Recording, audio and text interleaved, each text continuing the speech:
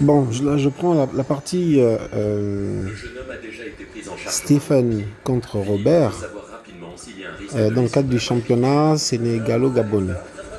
Là, ça va être une partie drôle, mais je prédis une victoire pour Stéphane parce qu'on est sur des cadences longues et, et Robert a tendance à jouer en ce moment des parties de blitz et donc il va avoir des réflexes de blitz. Et je pense qu'il ne va pas forcément prendre le temps d'analyser tous les enjeux avant de commettre un blunder. Voyons voir ce qui s'est passé. Ils ont déjà commencé. Waouh, waouh, waouh, waouh, waouh. Je ne sais pas comment cette ouverture s'appelle, mais le mec il commence par F4 quoi. Po, po, po, po, po, po, po. Bon, Stéphane, le connaissant, il va prendre le temps de répondre pour contrôler le centre au début. Donc il a choisi une ouverture comment dire, non risquée, on va dire. Il est dans l'observation, il laisse momentanément l'occupation du centre au blanc en gardant quand même un contrôle avec son cavalier. Donc là quand même, pour l'instant, dans cette position, les blancs ont la case E4 et la case D5. En sachant que les noirs, eux, ils ont la case E5 et la case G5. Ok, Robert. Robert s'engage à récupérer le contrôle de la case E4 par la poussée D3. D'accord. Je connais pas le nom de cette ouverture, donc. Là, Stéphane répond par D5. Donc, on est en train de discuter le centre, notamment la case D5 en particulier. Ok, ben Robert, il accentue le contrôle de cette case-là par cavalier D2. Et ah,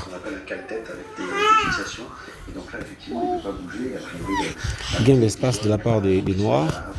Donc il libère C4, il libère D5, mais il gêne le développement du pion E qu'il envisage de prendre éventuellement directement ou en passant. Bon, ça peut être un contre-jeu. Qu'est-ce que c'est? Il y en a encore. Ah, ok, ça promet ce match. Ça promet ce... Hein? Non, rien. Ouais. Hein?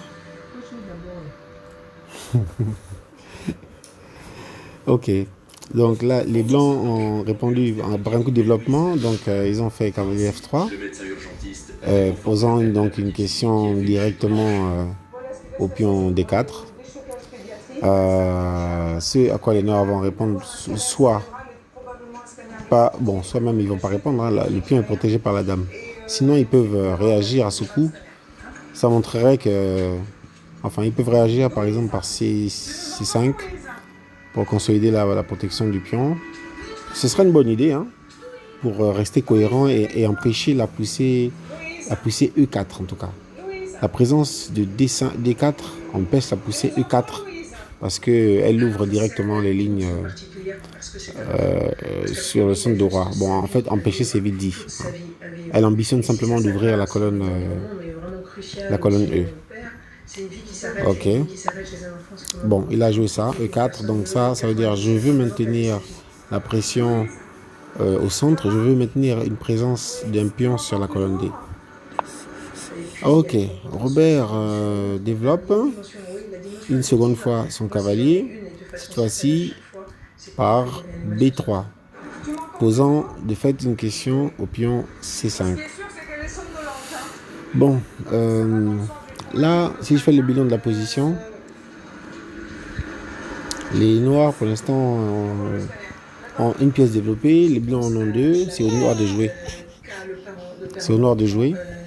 Les noirs ont le pion D5 très avancé, le pion D4 très avancé, le pion C5 en support. Aucun des joueurs n'est prêt à roquer. Donc on est vraiment dans des développements assez lents. Les blancs ont joué deux fois la même pièce dans l'ouverture. Est-ce que c'est vraiment intéressant? Là, moi, si j'étais les noirs, je pense que j'allais essayer de pousser le cavalier à reculer, tôt ou tard, c'est-à-dire d'abord en protégeant mon pion C5 par exemple par la poussée E6, et ensuite frapper directement A5 et obliger les blancs à réagir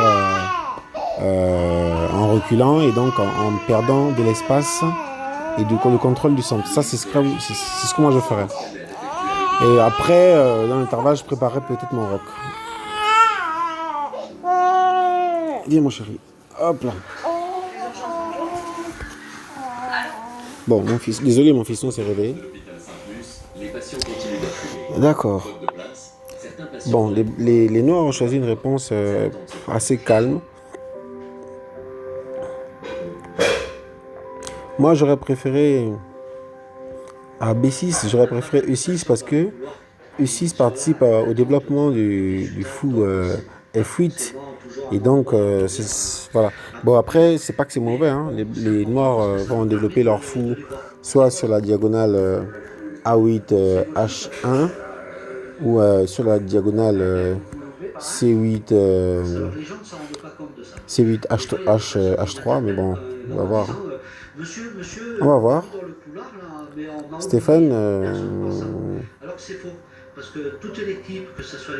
Bon, on va voir. Donc, cette fois-ci, les blancs sont prêts effectivement à pousser des 4 parce que cette fois-ci, ils ont la possibilité de reprendre. Si les noirs prennent en passant, ils ont la possibilité de reprendre par fou, prend E3 et ils n'ont pas de problème particulier. Donc E3, moi les noirs, je prends parce que E3 ça donne une belle structure en fait au blanc, au centre, avec un contrôle avancé sur enfin pas un contrôle, mais un appui, un point d'appui pour presser sur la colonne des 5. Donc les noirs ont pris en passant, ce que je trouve comme étant bien. Le fou noir, il va s'exposer s'il reste actif sur l'aile dame à la muraille de pion là. Donc cette muraille de pion peut être cassée à tout moment, soit par D4, soit à un moment donné par B4 plus tard, ou bien même A4, A5. Bon, ça c'est pour le futur. Donc j'imagine que si les noirs veulent rester cohérents avec eux-mêmes, ils vont peut-être faire fou B7 ou cette fois-ci E6 ou encore G6. On va voir. Les noirs ont choisi fou B7. Donc là, je note que les deux opposants négligent clairement le roc. Pas qu'ils vont pas roquer, mais bon, on va dire que ce n'est pas une priorité dans cette position. Continuons de voir. Les blancs développent le fou. Et donc ils sont prêts à faire petit roc. Oups là. Qu'est-ce que j'ai fabriqué? Il faut que je revienne sur la partie. J'étais du point de vue de Stéphane, je pense. J'ai un morceau de quiche qui m'a fait mal dans une boulangerie. J'étais à mon mari, elle a un mou. J'ai continué à faire des commissions. Après, je suis rentrée à la maison, j'étais mort. Ouais, donc j'étais là. Fou B7, fou E2, E6 enfin. E6, petit roc. Fou D6. Bon, là, on va dire que c'est des coups de développement.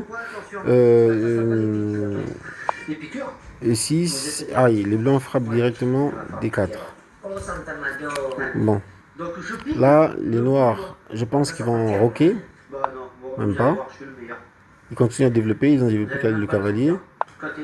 Les blancs sont venus challenger le cavalier avec volonté peut-être de reconnecter, enfin de remettre un pion en tout cas en colonne E et en ouvrant soit la colonne D soit la colonne F.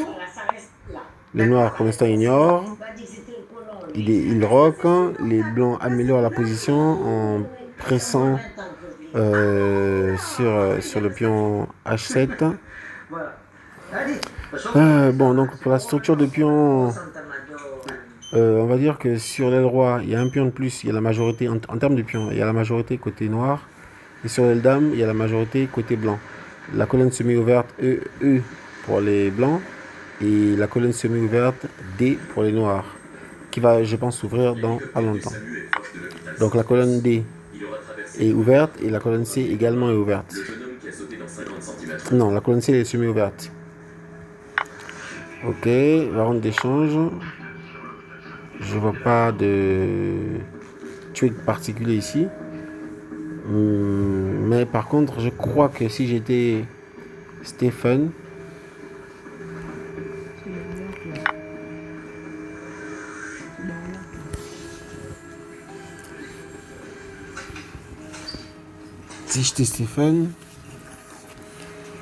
j'aurais éliminé la paire de fous. Ça, en face, j'aurais éliminé la paire de fous et j'aurais essayé de jouer maintenant sur case noire pour frapper directement sur la diagonale que je trouve faible en fait. La diagonale A7, G1. Même si l'aura se déplace, en tout cas un contrôle sur ces diagonales. Mais bien sûr, intermédiaire, faire fuir le cavalier et s'assurer que, vu qu'on a la minorité sur l'aile dame, que le jeu de pion, enfin qu'on ne subisse pas une attaque de majorité fulgurante. Dans cette option-là, de vouloir mettre le fou en fianchetto, le fou pourrait très bien se situer sur C5 ou encore sur B6. Voilà. Bon. Donc échange, donc les noirs ont pris. Je pense vraiment que dans cette position, j'aurais d'abord pris moi. J'aurais d'abord pris le fou. Je crois que j'aurais fait ça. J'aurais d'abord pris le fou. Donc il a pris le cavalier. Le fou a pris. Donc paire de fous des deux côtés, puis un cavalier. La position me semble égale, égale parce que bon, matériellement c'est équivalent. En termes d'opportunités, il y a des opportunités dans les deux camps. La structure des deux pions, elle est toujours correcte. Pour l'instant, il y a un pion légèrement avancé en F4 qui n'est pas connecté, mais tout de suite il va se retrouver connecté au reste du monde. Voilà, donc à mon niveau, je peux pas dire qu'il y a l'avantage ici. Juste peut-être le cavalier B3 qui se retrouve un peu loin du game, mais en deux coups il peut revenir assez rapidement. Donc voilà, je pense que la position là, j'aimerais mieux peut-être la jouer, je pense, avec les noirs. Mais dans les deux camps ça irait. À noter que la paire de fous des blancs tutoie l'aile roi des noirs et vice versa. Donc voilà. Il y a des situations qui sont dures, beaucoup plus dures que d'autres, mais j'ai pas l'impression de me retrouver submergé par les émotions. Ok, donc c'est bien ce qu'on pensait, pénétration de la dame. Alors dans cette position, qu'est-ce que j'aurais tendance à faire moi? Dans cette position, j'aurais tendance à couper le fou dans un premier temps. Couper le fou, c'est-à-dire en faisant F5. Ensuite, en reculant mon cavalier en F6 pour amener un défenseur en fait sur non seulement le pion H7, mais en plus la case H5 et la case G4. Mais non, Stéphane a choisi une autre option que je trouve vraiment dangereuse. Là, ça c'est risqué quand même. S'il voulait vraiment pousser un pion, je crois qu'il aurait dû pousser le pion G6. Parce que là, si les blancs décident de sacrifier à un moment donné, son roi va juste se retrouver les couilles à l'air. Ok, menace donc de mat, c'est-à-dire combinaison de la dame et du fou sur G7. Il contre. Bon. Nous pouvons observer en fait que les noirs sont en train d'abîmer leur forteresse devant le roi. Pour l'instant, c'est pas encore très dangereux, mais on a déjà un coup. Moi, là, je vois déjà un coup que je trouverais intéressant. C'est Dame G6. Même si Dame G6 peut être menace mat ensuite par Dame H7. Mais la protection comme ça, Ce serait simplement F5. le score de coma. Donc, F5 quand même, suivi de G4. un petit peu plus sur les dents que les autres. Ça va être un peu embêtant, mais ce qu'il faudrait surtout pour les blancs là, c'est de ramener d'abord leur cavalier, je crois. Bon, ok, donc finalement G6 a été occupé par le fou. C'est quand même bien parce que ça élimine des cases intéressantes de mobilisation pour les pièces dans le camp des noirs. Fou G6 me paraît être un coup intéressant. Ok, donc les noirs en profitent pour sacrifier. Donc ils ont donné un cavalier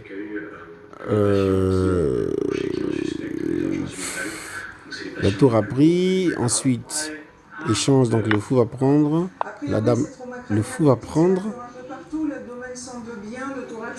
le fou va prendre et il n'a pas pris. Je sais pas, j'ai pas compris Robert. Alors qu'est-ce qui se passe? Quelle est la tactique? Ah, la tactique c'est la fourchette.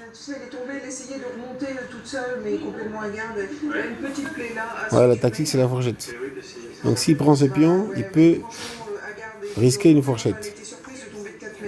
Et c'est ça qui lui a fait peur. Parce que c'est une toute petite fille qui tombe de 4 mètres dans les rochers. Donc qui est potentiellement très traumatogène, très traumatique. Ça c'est une situation qui est potentiellement... Je n'avais pas vu cette menace là. Mais la fourchette n'est pas vraiment une menace parce que si on a la poussée... Ah non, non, non, c'est une menace. Parce que actuellement les noirs, dans cette position, les noirs ne peuvent pas faire E5, mais s'ils prennent la dame, E5 sera possible.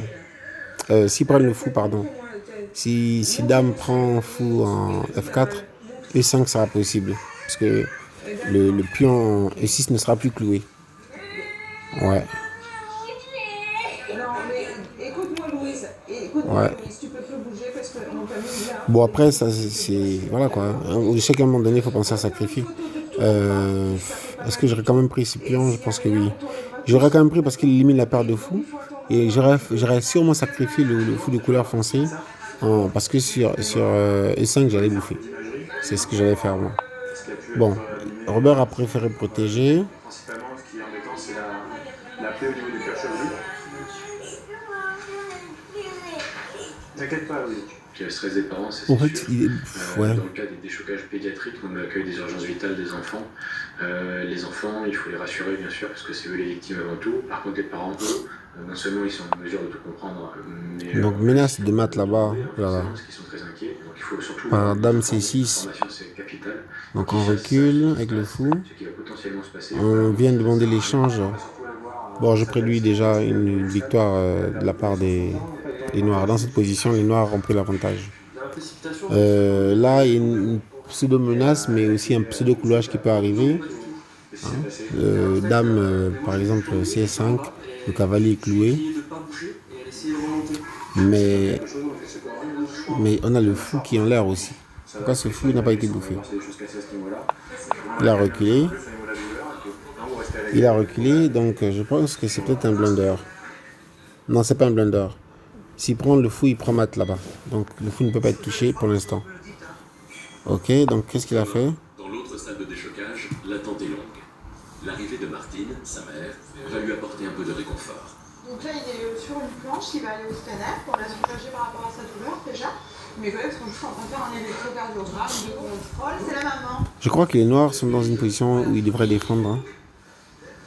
Ils devraient défendre et là... les blancs, pardon. C'est une position où ils devraient défendre. Donc on attend le scan. Et les pièces à l'offensive qui manquent de coordination devraient simplement revenir en défense. Je suis triste pour le cavalier B3. On pense au pire à ce moment-là. B3, vraiment, c'est comme s'il observe les choses de loin. C'est trop loin pour lui. Il est là statique. Il protège une Eldame qui peut-être ne va jamais s'activer. Bon. Ok, donc les noirs sont venus challenger la colonne D. Rejeté. Mais... Alors, je ne sais pas pourquoi Stéphane n'a pas fait... Je ne sais pas pourquoi Stéphane n'a pas fait dans cette position Je ne m'explique pas encore pourquoi il n'a pas fait... Ah oui, si, je comprends. Je me demandais pourquoi il n'a pas fait E6. E5, pardon. Mais sur E5, il y a échec avec la dame. Donc, dame, E6, échec, forçant l'échange de dames. Ils sont souvent confrontés à une mais qui est brutale. ouais. C'est pas prévu. C'est pas comme quelqu'un qui est... Ouais, je vois. et puis que ça Moi, qu'est-ce que j'aurais joué là? Je sais même pas. Tandis que là, au niveau des urgences, non. Parce que c'est quelque chose de très brutal. Ouais, je pense que ce que j'aurais peut-être joué... Voir son enfant souffrir. Ce que j'aurais peut-être joué... C'est là qu'on se dit, malgré qu'il soit majeur, qu'il soit grand et tout, c'est notre bébé et on est là pour le protéger. Ce que j'aurais peut-être joué avec les noirs, c'est fou, E3, échec, force les échanges. Donc échec, le roi n'importe où. Le fou prend le cavalier en D4. Le fou reprend en D4, donc le fou C3 reprend en D4. Et après, je fais la poussée E6, E5, pardon. E5 en sachant que je serai faible sur case blanche et que en cas de menace, je force l'échange des dames. Voilà, c'est un peu ça. Donc échange de tour va être forcé, échange d'âme va être forcé. On va dire réduire le nombre de pièces sur le terrain. De toute façon, côté matériel, les blancs sont avantagés, les noirs sont avantagés. Donc Stéphane a choisi des variantes plus risquées, je trouve. Là, il a fait dame D5. Dame D5. Tour E1. Alors, tour E1. Jour après jour, heure après heure. Il est temps d'en Là, nous mettons la pression sur le pion E6. Et en cas de E5, les blancs vont peut-être, les noirs vont peut-être, bon, les blancs, pardon, vont peut-être pouvoir venir échanger sur dame E6, échanger, forcer l'échange des dames. Mais c'est pas possible. C'est vrai que c'est une idée n'est pas possible parce qu'il y a toujours la menace mat sur dame G2. Voilà, ce coup aurait dû être fait depuis parce qu'il coupe directement le roi sur... il coupe directement la dame sur la diagonale de travail. Hein. C'est-à-dire la dame serait coupée tout de suite de E6 et combiner... Ah oui, si, c'est toujours possible de combiner puisque la tour est maintenant là. Ouais. Ouais, je pense que Stéphane est en train de laisser du contre-jeu au blanc, mais bon. Comment ça évolue? Donc les blancs ont reculé en H3, dame H3. Les noirs sont revenus pour presser le cavalier et essayer de grappiller du contre-jeu. Alors là, les blancs sacrifient. Ça s'appelle un sacrifice. Ça s'appelle un sacrifice. Et quel est le gain du sacrifice? C'est attaquer le pion, le fou en fait. Ouais. Attaquer le fou avec menace de la dame en portugais. Donc là, en fait, la menace tout de suite maintenant, c'est tour prend E5 avec menace sur la dame. Également, le pion F va tomber. F5 va tomber. Bon, donc la relative menace des blancs, des noirs sur mat par dame G2 est peut-être compromise.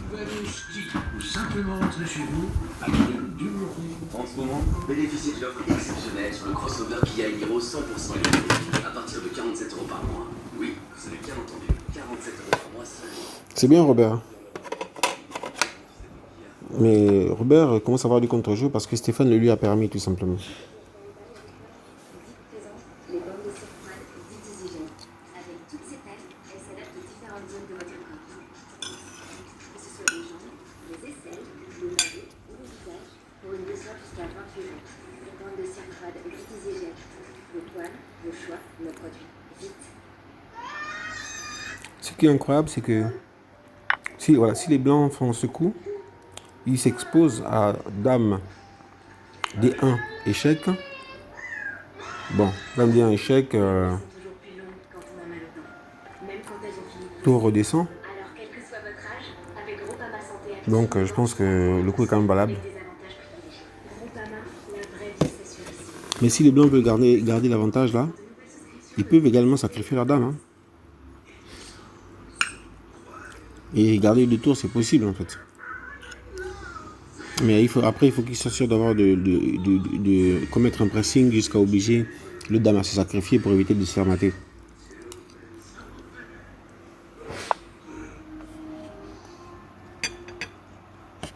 Vous rêvez de vous échapper dans des endroits idylliques, comme cet endroit, ou cet endroit. Alors je trouve la défense de Stéphane des Blancs risquée. C'est vrai, la pénétration sur tour D2 n'est pas possible à cause du fou, mais Réservation flexible, hôtel.com, l'endroit où réserver des endroits. Waouh. ouais, Théo s'approche de Max et lui dit mais regarde, mes cochons des barrières anti-fuite. le roi va se retrouver exposé. Là, il vient de perdre un pion. Donc là, maintenant, les blancs, les noirs sont à plus 3. Cette partie, elle est bizarre. S'énerve avec ses petites mains potelées. Oui, mais les miennes, elles sont plus claires. Là, c'est plus très clair de savoir qui va gagner. Parce que souvent, quand les gars font un coup, le rapport, l'initiative peut changer de camp en fait. Avec nos utérus, la vie n'est pas toujours très simple.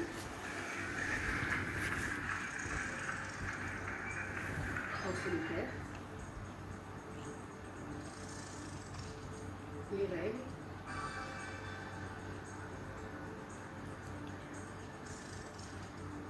peu importe les situations, les protégeuses Nana, fin et super absorbants sont là et vous accompagnent pour être sereine en toutes circonstances. Nana, osez tout. Tu vois, c'est ma grand-mère qui me préparait le goûter quand j'étais petit. Un petit bout de pain, du chocolat noir poulain, et voilà. Et ta grand-mère, elle parle de toi? Là, ça va être chaud. Hein. Je pense que si j'étais en blanc, en noir, j'aurais peut-être fait dame D1. Bon. Là, il peut y avoir échec. En tout cas, c'est au blanc de jouer. Ah. Les blancs jouent et ils choisissent une case qui empêche tout échec direct. Peut-être qu'il va permettre au roi de fuir et de se recréer un nouveau roc. Parce que là, moi, si j'étais en blanc pour le cas du roi, j'allais essayer de faire H3, roi G1, roi H2. Ça, c'est un pseudo-roc que j'allais faire pour mon roi. Voilà, un atome, ça prévient pas. Mais dans cette position, quel est le bon coup? Le crânien surtout, parce que Ah, il a choisi l'échange. Ça, c'est très bien. Et là, l'avantage matériel, il doit simplifier. Il perd une contre-tactique ou un truc comme ça. Alors, est-ce que les blancs peuvent empêcher cet échange?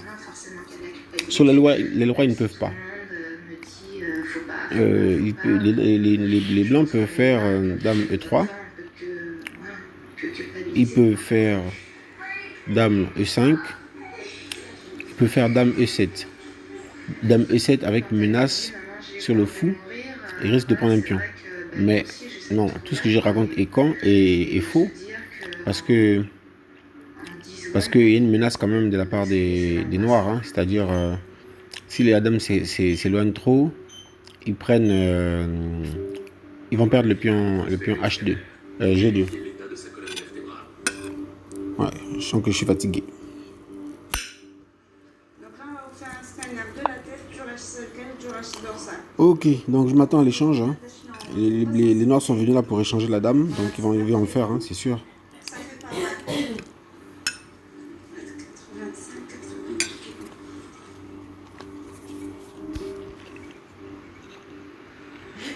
Monsieur, je fais le rachis cervical. Je suis obligée de prendre les dernières cervicales et les premières lombaires pour avoir un ensemble de... Et avec les bras qui se mettent au milieu, c'est pas évident. Allez, c'est bon. De retour dans la salle de déchocage, Thomas reçoit la visite de quelqu'un qu'il n'attendait pas, celle de son père.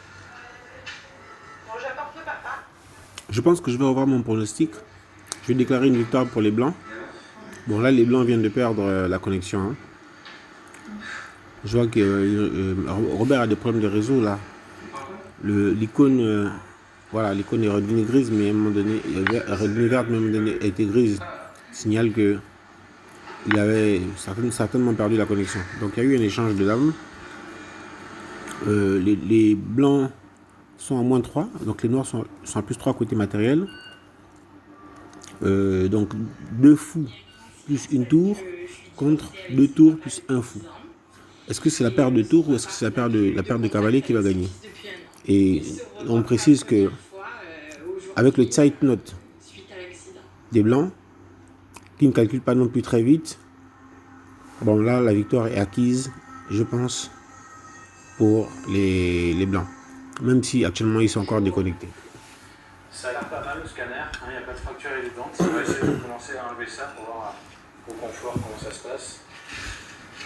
Hop, on va le backstrap.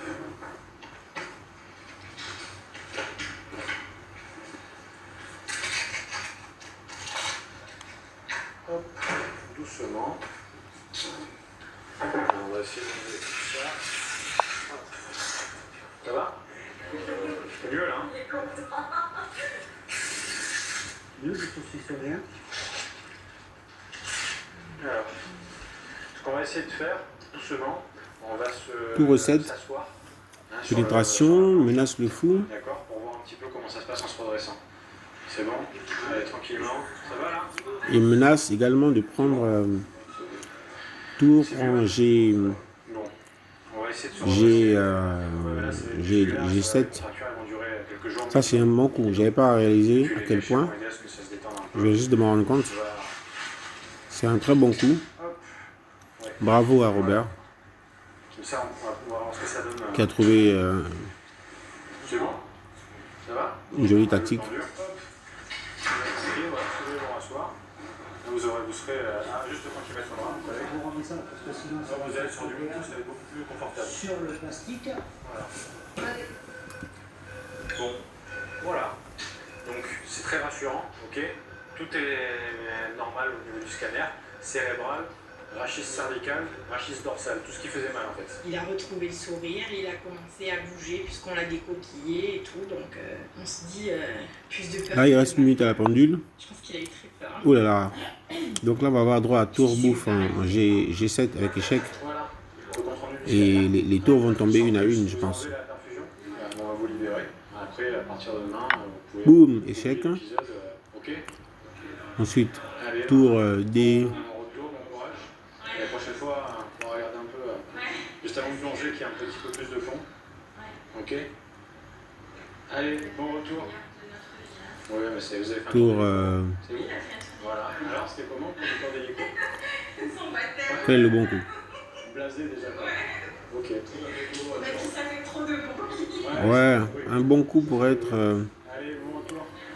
Un bon coup pour être maintenant. Tour. Tour G. Tour H7. Échec. Roi G8. Au lac pour passer la journée. Et puis finalement, il a quand même dit merci à son père aussi en partant. Roi G8. Je pense que ça va renouer. Ensuite, pourquoi pas prendre le pion H, le pion H6. Mais c'est pas forcément le meilleur plan. Dans la salle d'à côté, Louise attend toujours son passage au scanner. Mais aux urgences, l'embouteillage n'est pas seulement dans les couloirs. Il y a 14 scanners d'attente. On a forcément... C'est un moment qu'on va accueillir le scanner. Louise est enfin transférée au scanner. Comme ses parents ne sont pas autorisés à la suivre, Pascal Mattei décide d'accompagner la petite fille pour la rassurer. Bonjour. Coucou Louise, regarde. Alors, Spinette. Voilà. C'est ça la combinaison de maths qu'on n'a pas vu. Hein. Voilà. C'était le plus difficile. Bien joué Robert. Maintenant, c'est comme les manèges. Ok? Bien joué Robert. C'est super. Stéphane, là, tu avais la partie en main, ben, tu l'as bradé tout simplement. Bravo, bravo. Robert, ça ne t'empêchera pas d'occuper la dernière place. Hein. Je m'occupe personnellement à notre tour de te coller un KO. Allez, bonne soirée les gars.